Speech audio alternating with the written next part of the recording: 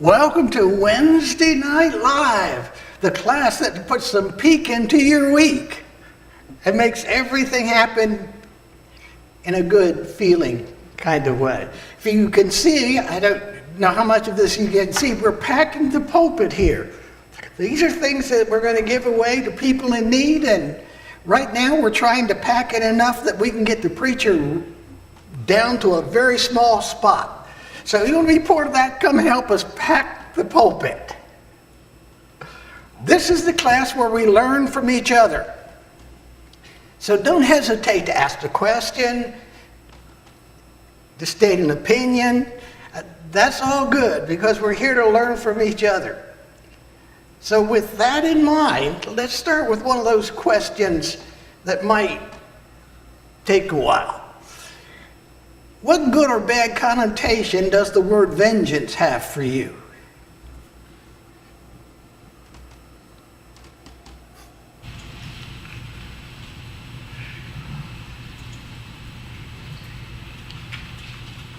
Sue. For me, it has a bad connotation. When I think of vengeance, I think about somebody getting even. You did something to me, and I'm going to get even with you. Okay, good. Thank you.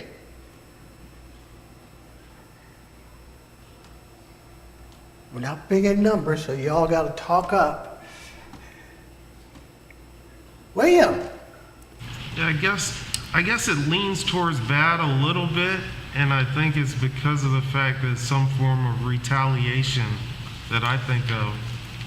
Okay, good. Good. Shaq. Let's not fool ourselves. It actually feels pretty good sometimes. Vengeance. But we know as Christians it's not the right thing to do. But the bad part is that sometimes it does feel good. Okay. All right.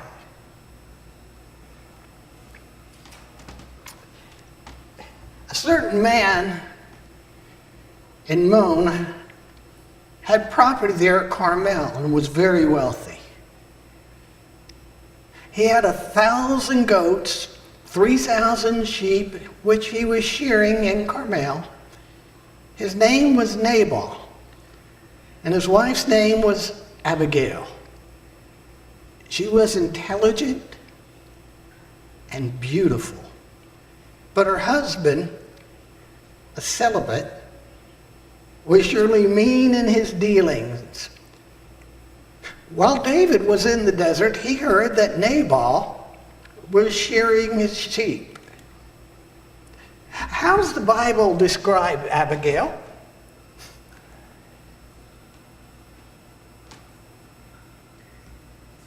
And beautiful?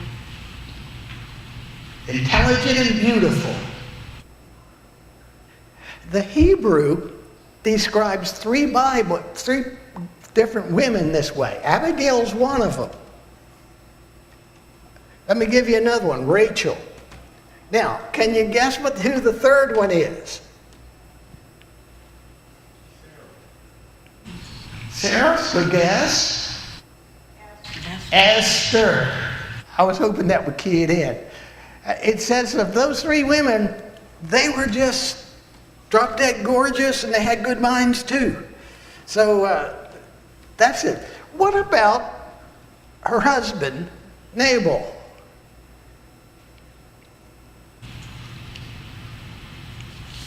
Harsh and badly behaved. Harsh and badly behaved. Well, that's good. Mean and surly, and I'm not really sure what surly means, but I'm sure that's a negative term. They're both negative terms. Probably like a biker or a gang member. We kind of like, surly is usually, I think, gang members, like that kind of thing. Thank you, Doug. Shaq. Just maybe just grumpy. Grumpy? Mad at the world, grumpy. Okay, very good. The NIV calls him cruel and mean. The NCV calls him cruel and mean. Okay. Now let's talk a little bit about sheep shearing. I've got to get somebody that looks like he shears sheep in his life. Jim, we're going to make him a shepherd. His average group of sheep will be somewhere between 75 and 100. Now, if you have that many sheep and somebody wants to steal them, it's kind of easy. Because all you got to do is get rid of the shepherd and you're home free.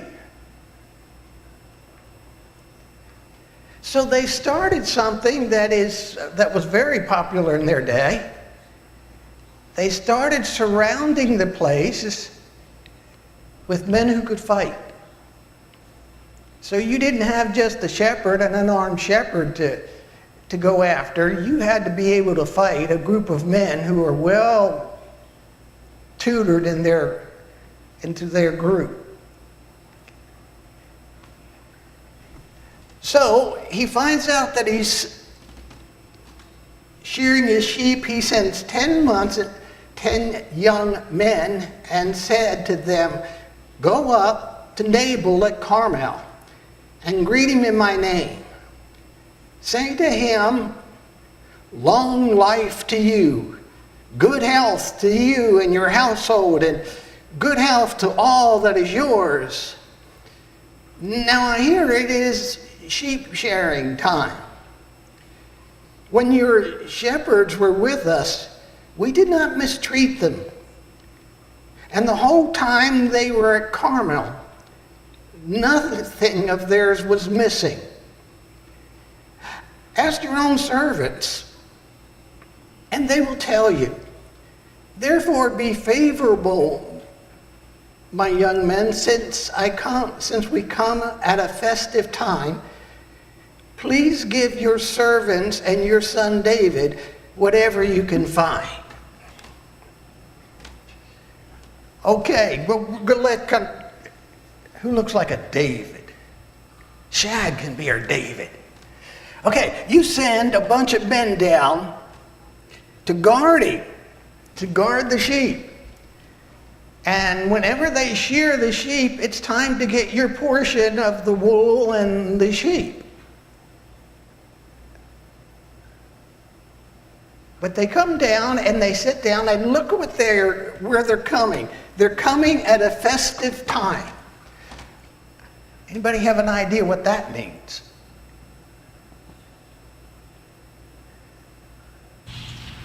If I say party time, does that help? Sid? I think that a time of celebration, you know, it's the end of the season. You've sheared your sheep, and I'm assuming sold your fleece and made money, and you know it's a good time, and you've got time to as you said, party.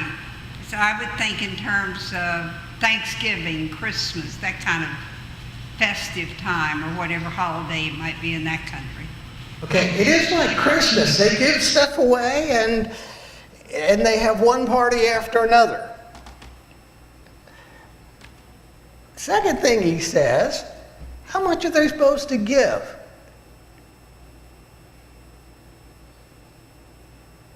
It's the last thing underlined, so if that helps you. You can find for them. He lets Nabal set the amount he's going to pay. He said, give whatever you find is right in your eyes. Just, that'll be good. So they're coming at a festive time. They're letting him set their own paychecks. Whatever you want to pay us, you pay us, and that'll be good enough.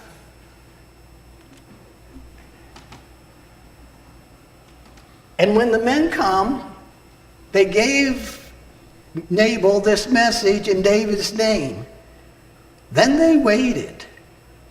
And Nabal answered David's servants, "Who is this David? Who is this son of Jesse?" Many servants are breaking away from their master these days. Why should I take my bread and water and the meat I have slaughtered for my shearers and give to the men coming from who knows where?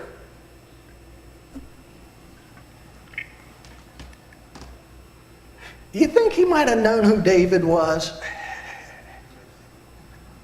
And David's kind of famous.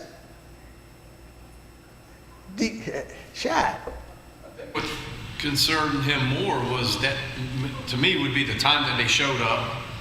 It's at this beginning of this big celebration. So they may have an angle for money or food or be part of something that they weren't part of for the whole year.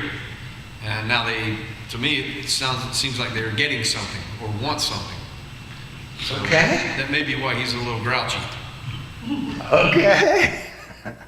Just a little guy. Sue. I think it's important that David's men said, ask your men, ask your shepherds, your servants, what we have done for them. So they had somebody to vouch for them. When I first read this,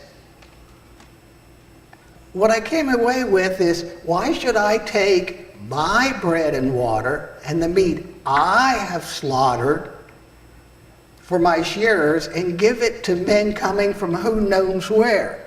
He's got a lot of eyes in there. This is my stuff. Why should I give away my stuff to other people? This is my stuff. So it's a very self-centered looking type thing he's got going. Did you have a hand, Fran? Oh, okay.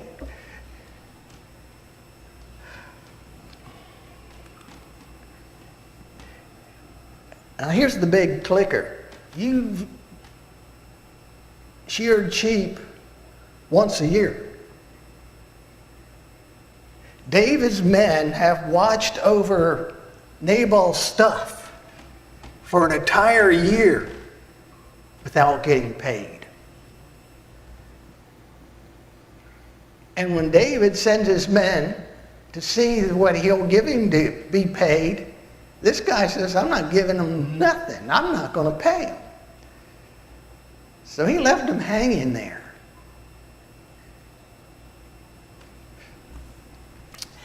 So David's men turned around, they go back, and when they arrived, they reported every word. And David said to his men, put on your swords. So they put on their swords, and David put on his. And about 400 men went up with David. 200 stayed with the supplies. So you've got 400 active, well-trained mercenaries headed for Nabal's house.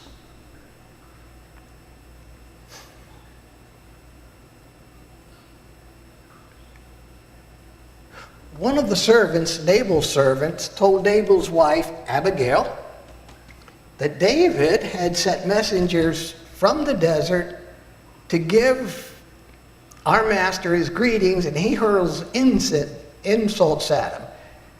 Yet these men were good to us. They did not mistreat us the whole time they were out in the field. Near them nothing was missing. Night and day they were a wall around us. All the time as we were herding sheep near them. These guys did their job and they did it well. And that is Nabal's servants. He did not want to pay for security. He did not want to pay for security. Without security, it's a possibility thieves would have came and taken everything he had. Yeah. Yeah. Yeah, we had Jim as a shepherd and he got knocked off and they stole his 100 sheep. Yeah. Did he ask for the security, or did the guys just volunteer their time and have an agreement at the end? I don't know if they agreed at the end of a payment, or he hired them to come on and promised anything. Yeah, this is contract. Those, Yeah, so if they were protected there when there became an ample supply of things, they would give them a certain proportion of those things. So this is a contracted thing.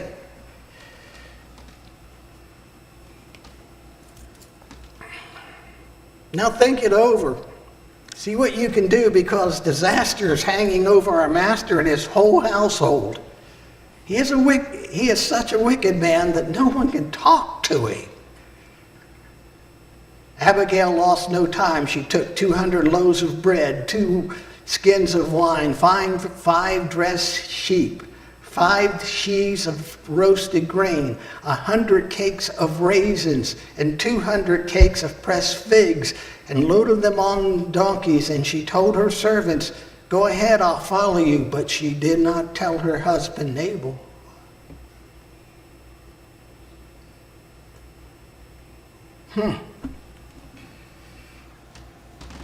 What do you think sparked her to action? That they were going to kill her husband and probably many of the servants. She acted as a peacemaker or mediator between her husband and David. Very good. Thank you. Sue? Yeah, if they came and killed her husband and the servants and all the men, even if it didn't kill the women, that left them without any protection or way of support. So, Very good. Thank you.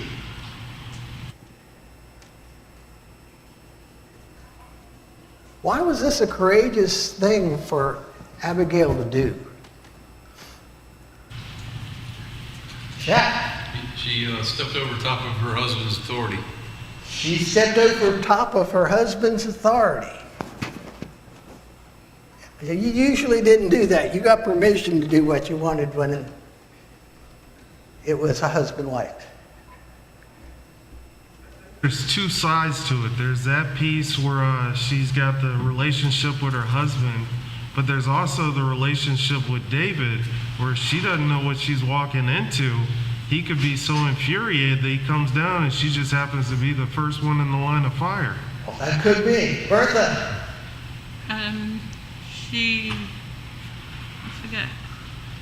Oh, I know.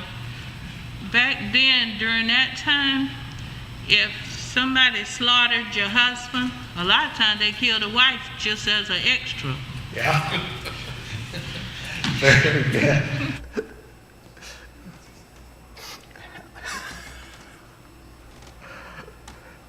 But she had the status that most women, or all women, well, most women in Israel had was she could not precede her husband or do anything without his approval. So she was really taking a risk, not only with David, but also with her husband, who has mental problems. Yeah, he was a little bit off the head. She does this. She comes riding her donkey into a mountain ravine. And there was David and his men descending towards her, and she met them. David had just said, "It's been useless. All my watching over this fellow's property and the desert so that nothing of his was missing, and he has paid me back evil for good.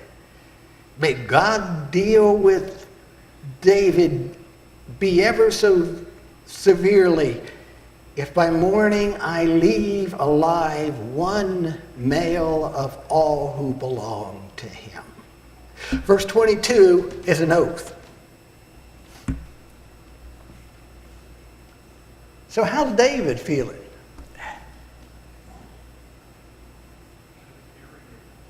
He's infuriated. Disrespected. He felt disrespected. I hadn't thought of that word, but that's a good word. Vengeance. He wants vengeance.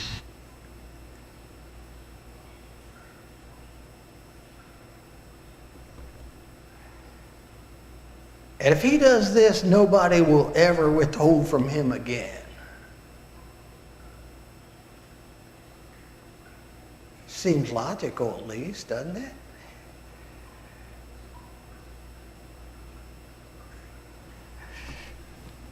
David's rage against Nabal has him headed on a course to murder every male that belongs to Nabal. David the warrior is familiar with the practice of wiping out entire tribes to execute God's judgment against an idolatrous nation. How's this different?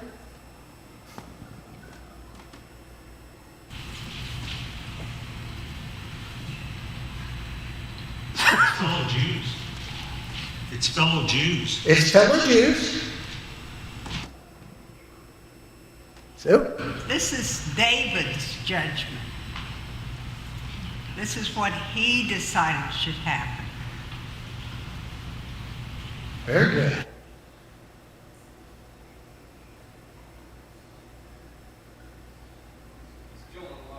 People too, instead of the main source, which makes what he's doing even worse than what the other guy did, Nabal did. Very good. Okay. Was David's anger a just reason for exacting the punishment against Nabal and his household? Was he just in doing that? Chuck White was here, I get a one-word answer for that. Chuck says no.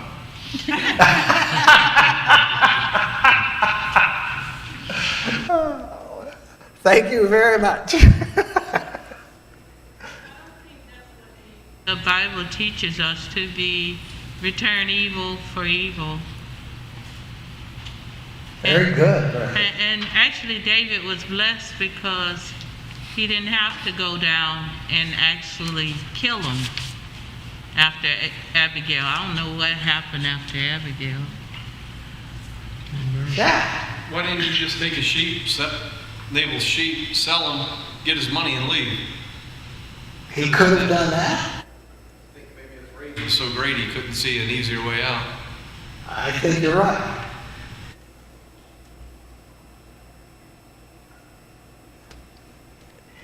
The Bible has the idea that's very different than other religions. Most other religions okay vengeance. Christianity is the only one that says, don't do it that way. My dear brothers, take note of this. Everyone should be quick to listen, slow to speak, and slow to become angry. For a man's anger does not bring about the righteous life that God desires.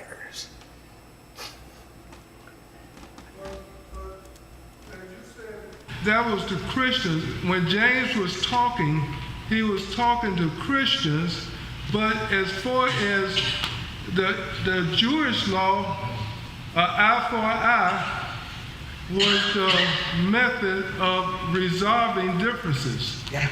That was their justice system. If I can use William III here, if he goes out and arrests, he's made deputy for those of you who are listening in online. If he goes out and arrests somebody and brings them back for punishment, it's not him that is going against them. It is what this man has done. And he's just saying that it's done. That's what he's saying when it comes down to some guy is decided to get mean and kill you, you should get just as mean and kill them back. It was a way of enforcing justice.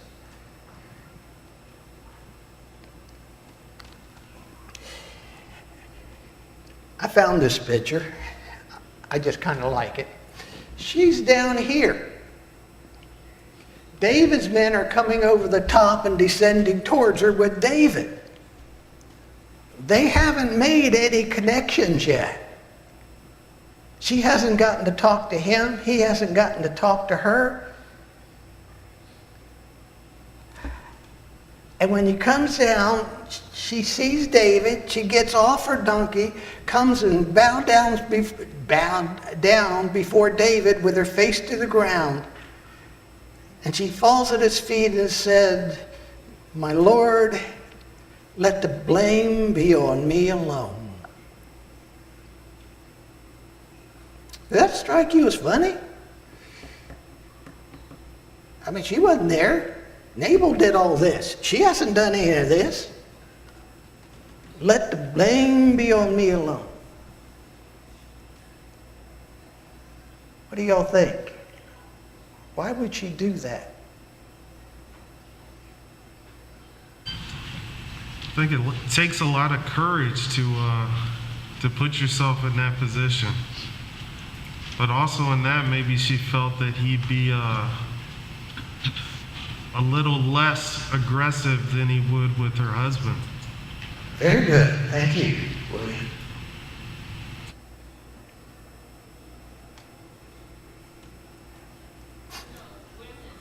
A lot.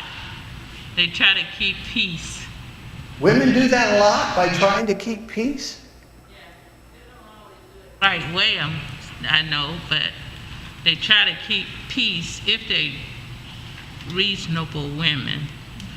They do a lot of little things, extra things. Okay. I saw Sue shaking your head yes. Yeah, I think they do things to help protect. She was protecting her whole family.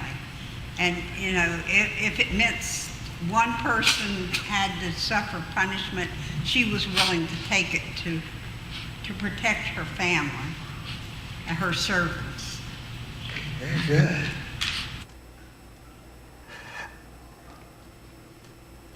Please let your servant speak to you. Hear what your servant has to say. May my Lord pay no attention to that wicked man, Nabal. He is just like his name. His name is fool, and folly goes with him.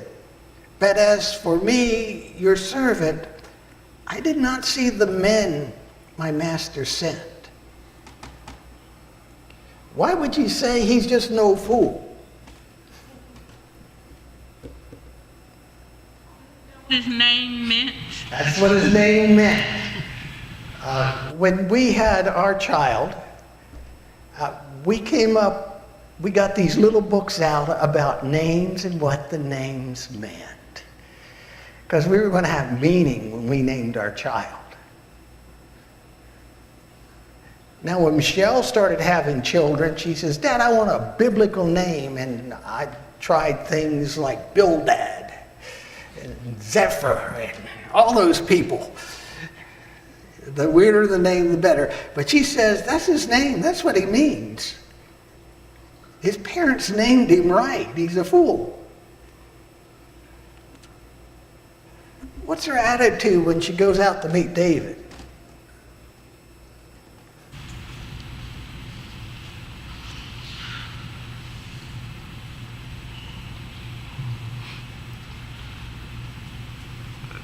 I think humble. Humble? Very good. Sue, you're shaking your head yes. Yeah, that's exactly what I was going to say. Very good. William? I think one thing I've seen that one thing that really helps her case with David was she acknowledged that her husband is wrong and David is right, and that, you know, unfortunately for many of us men, he can't do no better. That's just who he is. So obviously she knows his character, and she's saving his life. Very good. How did Abigail evaluate her husband's judgment? I'll come over here. I'll get to look at this side as much. Shaq. Obviously, she thought it was he handled it the wrong way, wrong decision, because she basically is going down to ask forgiveness. Okay, very good. Thank you.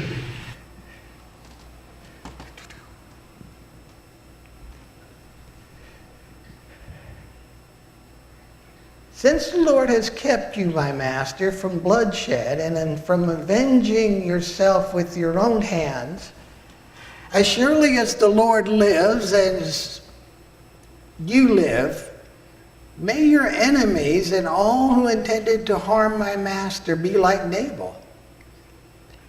Let this gift which your servant has brought to my master be given to the men who follow you.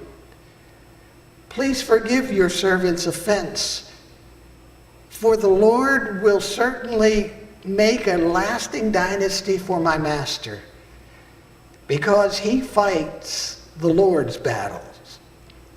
Let no long wrongdoing be found in you as long as you live. Okay? What's happening now?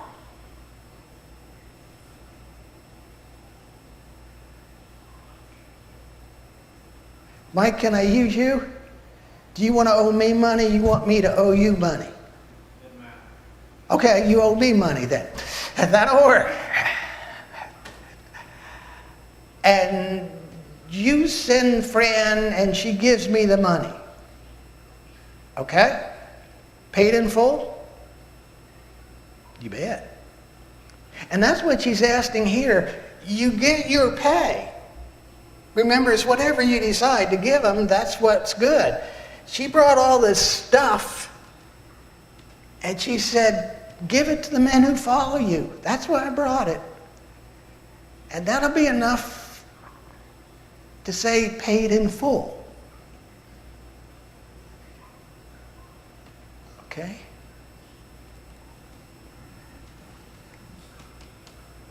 What did Abigail ask of David in return for the gifts she brought?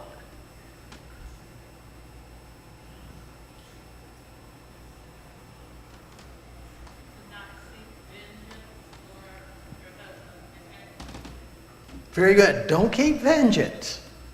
Sue. Just to forgive her is what she says, but it's really forgive Nabal and his foolish decision. Okay, good. Further though, because she kind of brought God into it, that this taking vengeance would not be pleasing to God. Don't dirty your hands. Very good. She also said that when the Lord has brought my master success, remember your servant. Okay, very good. What I see is, in a way, she's a type of Jesus Christ in this way, when he says, Father, forgive them, for they know not what they do. And in her situation, that's what she was saying about her husband. Very good. Thank you, Wayne.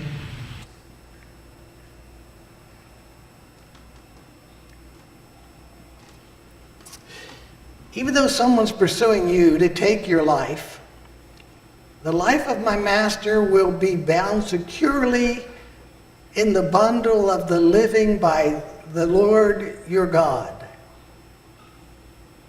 But the lives of your enemies he will hurl away from the pocket of your sling. When the Lord has done for my master every good thing he promised concerning him, and has appointed him leader over Israel, my master will not have this on his conscience, the staggering burden of needless bloodshed, or of having avenged himself. When the Lord has brought my master success, remember your servant.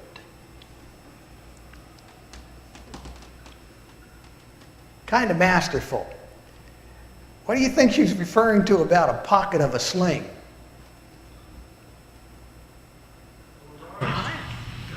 Excuse me? Well, he battled Goliath. He killed him. Yeah, this is Goliath time. So she uses something that'll touch his memory on that. It just shows that, you know, they knew all about David. I hadn't thought of that application. That's a good one. Thank you, Sue. And in that event, they didn't have all that bloodshed because 2 men fought instead. Okay. Okay, that's very good. I got a little thought too. I don't agree with half of it, but you got to realize too, now she just allowed her husband to keep being a tyrant to whoever he comes across. So is it vengeance or is it justified? You know what I mean? So now he's gonna, so anyhow. I kind of don't agree with half of it. Because you got to be held accountable in this life. Okay.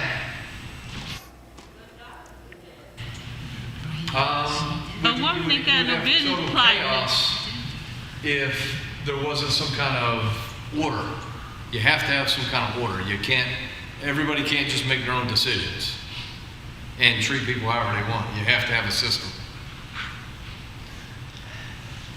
What's this thing about the staggering burden of needless bloodshed?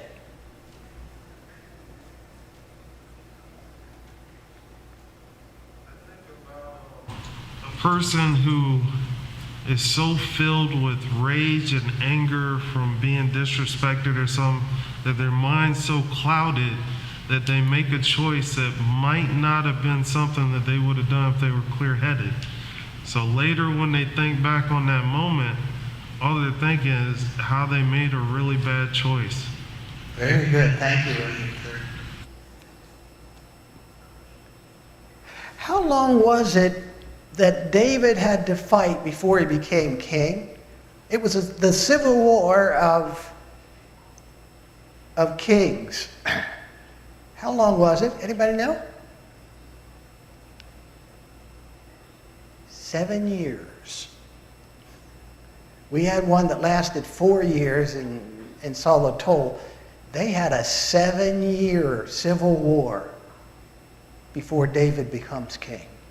So, And it appears from verse 30 that she knew that Samuel had appointed him to be the next king over Israel. yeah, very good. That's what Samuel had did. And of course then Saul didn't want that to happen, so you have the civil war. Very good. Thank you.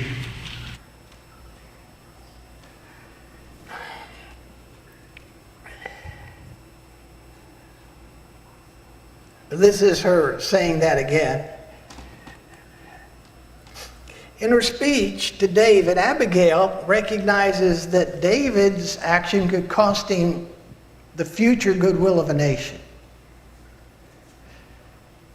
At the price of shedding innocent blood or avenged himself, it could weigh on his conscience, and it could weigh on the way he ruled in Israel. Now, this is, people do what they think works. And if they learn, let me just pick up something, anything. If they learn that hitting somebody in the chin is the way to get your way, they will keep hitting people in the chin until it doesn't work.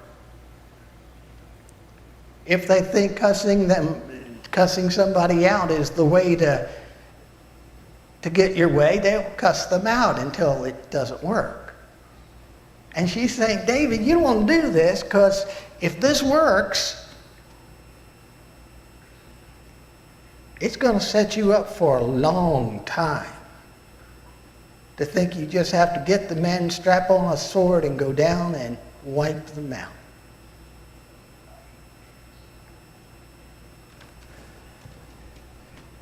Deuteronomy 32:35. It is mine to avenge, I will repay. In due time their foot will slip. Their day of disaster is near, and their doom rushes upon them. That's the idea of God saying, let it up to me. I can do this. Let me hang on to this. You don't have to. David says to Abigail, praise be to the Lord, the God of Israel, who has sent you to meet me. May you be blessed for your good judgment and your keeping me from bloodshed this day and avenging myself with my own hands.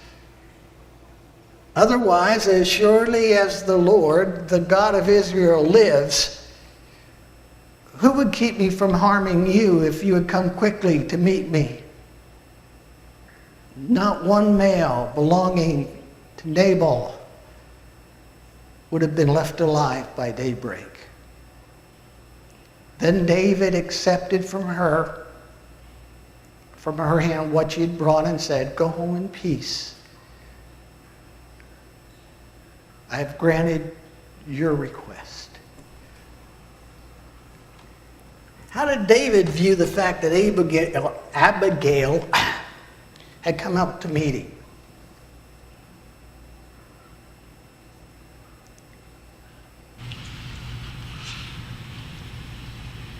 I think he recognized that it took a lot of courage to do what she did.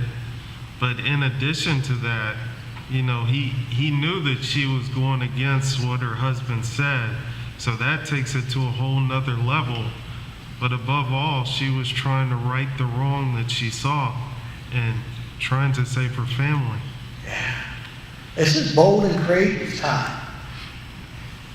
Also think that he felt that God directed her steps to come and intercede for her family and their servants. Okay, very good. Shot. As David being a man of God, how in his mind would he justify killing all those innocent people to revenge one man instead of maybe the livestock or, like I said, selling the livestock, killing the livestock? Yeah. I just don't know, as a man of God, how you would think killing hundreds of people that had nothing to do with the situation would be the right thing to do. Okay, very good. To begin with. Did back then, isn't it? They did do some of that back then. I really wouldn't want to be the wife of a tyrant, because that means I get killed with him. Look at that guy who stole stuff and buried it under their tent. Uh-huh. He was killed and his whole family. Yeah. So I don't know. They did that kind of thing back then. I didn't say it was right. But that particular situation, that was directed by God, that was what was to happen. It was God's judgment on that. Mm-hmm. Very good. In what way did David see God's hand in sending Abigail?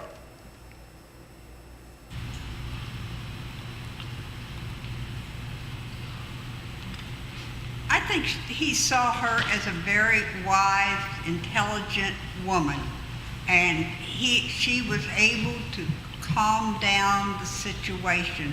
Some people just have that knack to be able to stand there and talk, and just get them thinking, like William was saying, gets them where their mind is back in control. They're not just running on emotions. And she was able to calm him down and point him in a more sensible direction. Thank you. Very good. On what terms did they part?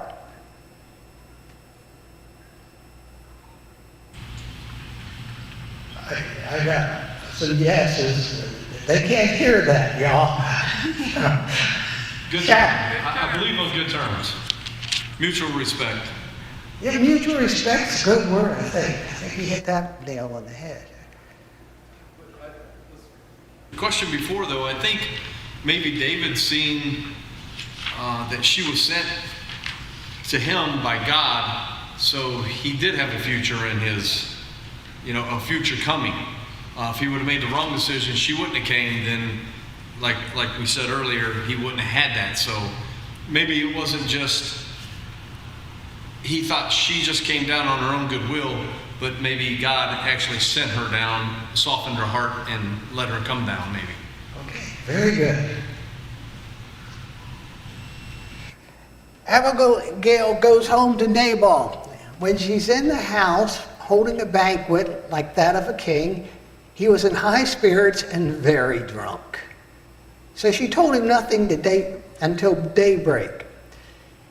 Then in the morning, when Nabal was sober, his wife told him all these things, and his heart failed him, and he became like a stone. About 10 days later, the Lord struck Nabal, and he died. What happens when Nabal finally gets the nudge of what was going to happen?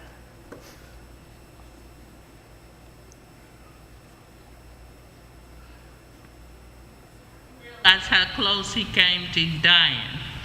Yeah.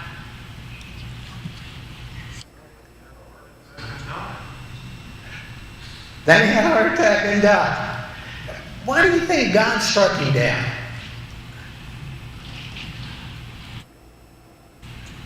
Because he said God struck him. Chad was talking about. Chad. You can't let people like that just keep on keeping on. Right. It goes back to the not striking down part. But it goes back to the bad boss theory that I throw out there all the time. If you don't like them, there's many other people that probably don't like them also if you're a good judge of character. So eventually that reign's going to come to an end. You just got to be patient. Very good.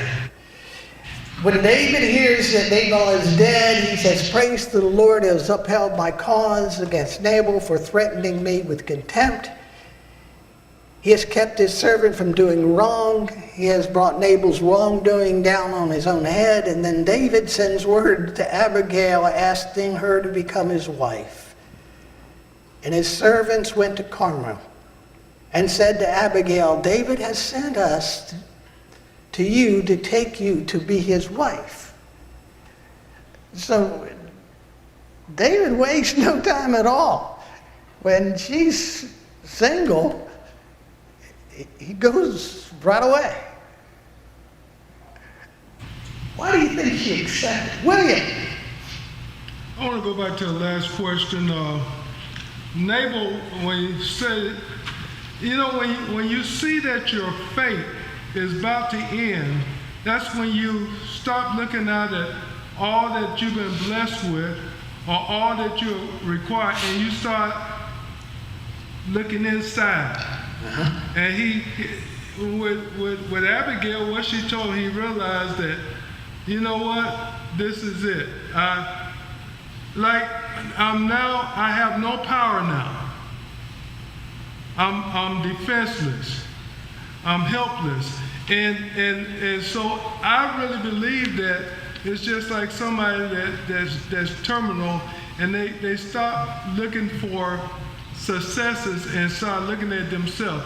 And either they're going to find that they have been a good person or a bad person. And I think that's what he did. It was a self-evaluation. Okay, very good. Very good. She bows down. She starts washing the feet of her master's servant. She gets on the donkey attended by 5 maidens, goes with the messenger and becomes his wife. Okay, we're out of time. Next week, we are going to start, I think it's going to be a 3-parter, it might be a 4-parter. We're going to start looking at David. And we're going to talk about being a giant killer. So come back next week and be ready to talk about how to be a giant killer. Y'all have been so good. You all have been great. And I'm just glad you're here. If you joined us online, thank you. And if you're looking for a church, this is the place. This week, Matt Robinson will be speaking. So if you've heard Matt's delivery, he's got a great delivery. Thank you, and I'll see you next week.